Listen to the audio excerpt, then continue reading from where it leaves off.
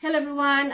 Happy weekend sa inyong lahat at mega love shoutout. Ayan, so alam nyo, si CB talaga, panay ang surprise sa akin kasi birth month ko this month.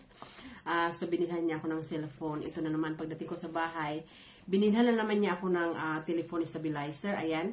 Ito na pala siya, yung parang kusa na siyang sumusunod sa iyo kung nasaan ka. Ayan, Mutsumes Kubere. Ayan. So, by the way, my name is Lisa. I am from Philippines. I-share ko sa inyo ang experience ng ating isang kababayan. So, I'm currently in Romania. Sa mga nagtatanong, ayan. So, mayroon tayong isang napakalaking lesson learned sa ating mga kapwa OFW. Ayan, so kahit saan man, sulok tayo ng mundo. So, alam niyo mga kababayan, bago tayo umalis ng Pilipinas, dapat lagi nating dinadala or lagi nating binabaon ang salitang tapat or honest. Alam nyo, kasi pagdating talaga ng panahon, tayo ang nagsasuffer. Ayan. So, alam nyo kung bakit i-share ko sa inyo ito. Siguro 3 days ago, may isang kababayan. Actually, kilala ko siya simula ng 2019 dito sa Romania.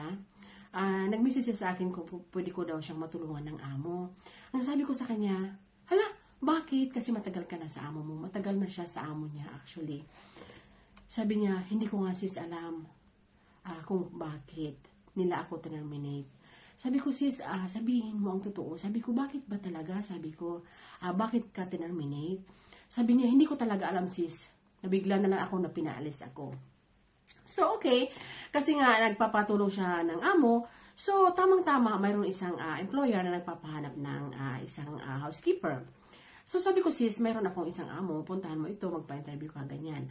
Kasi nga, marami siyang anak sa Pilipinas at walang asawa. So, hindi siya pwedeng umuwi. Ngayon, okay na, pumunta na siya. Lahat ay okay na. Nagustuhan siya ng amo. Gusto siya ng mga amo. Ngayon, sabi ng mga amo, bago tayo start sa trabaho, kailangan i-process muna natin ang iyong papers.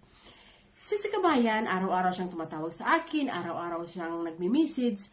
So this day, so one day, 2 days, ayan, lagi siyang nagmi-message, tumatawag. Tinatanong ko siya palagi, hala sis, nabibigla talaga ako, bakit nga ba? Bakit ba tinanggal ka? Basta sis, hindi ko talaga alam. Never siyang nagsabi. So, ayan. So, sabi ng mga amo, sige, mag-start tayo sa mga papers. 1, 2 is okay. Pangatlo, kailangan na natin pumunta ng police station para kumuha ng police clearance. Dito po sa Romania, pag once na lumipat tayo ng amo at mag-aayos tayo ng papers, ay talagang kumukuha tayo palagi ng police clearance. Siguro ganun din yan sa ibang bansa. So, okay na. Sabi ni kabayan, okay, pupunta tayo sa police clearance, sabi ng amo. So, sabi ni kabayan, okay.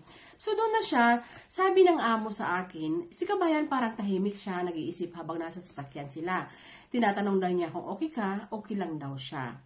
So, okay na, nandun na sila sa police station, may mga pila pa. So, dumating na yung turno nila. So, of course, binigay yung passport, binigay yung ID, ganyan. So, paglabas ng police record, si kabayan ay nagnakaw pala sa kanyang amo. Hindi lang isang bisis, hindi pangalawang bisis, kundi pangatlo. Sa loob ng ilang taon siya sa kanyang mga amo, nagnakaw si kabayan ng 3 bisis. So, nahuli si kabayan, huling-huli at maibig na siya talaga. So, nagkaroon siya ng record. Pagkatapos nito, nabigla ang amo, tinawagan niya ako ulit. Nung maghiwalay na sila, tinawagan ako ng amo.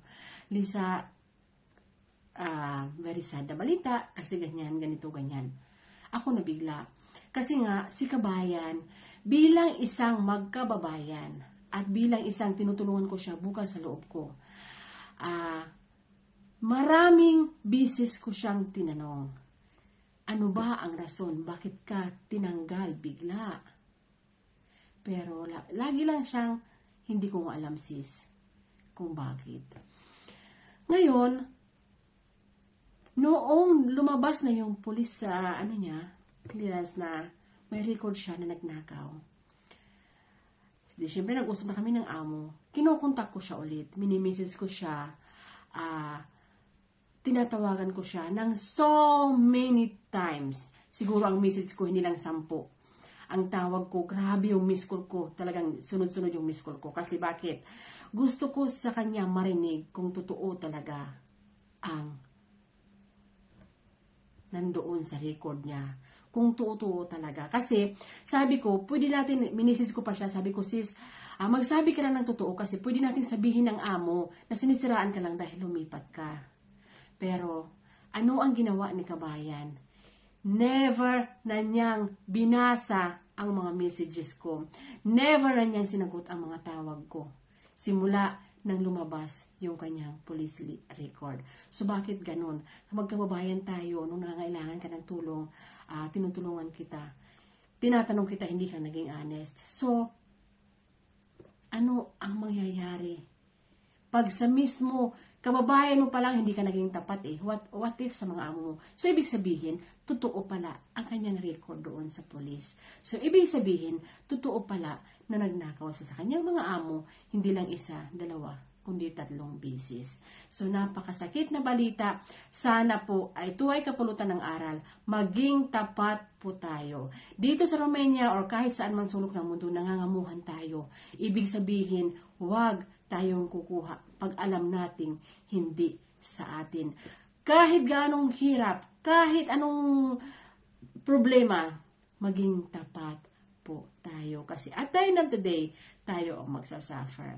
Si kabayan, as far as I know, narinig ko,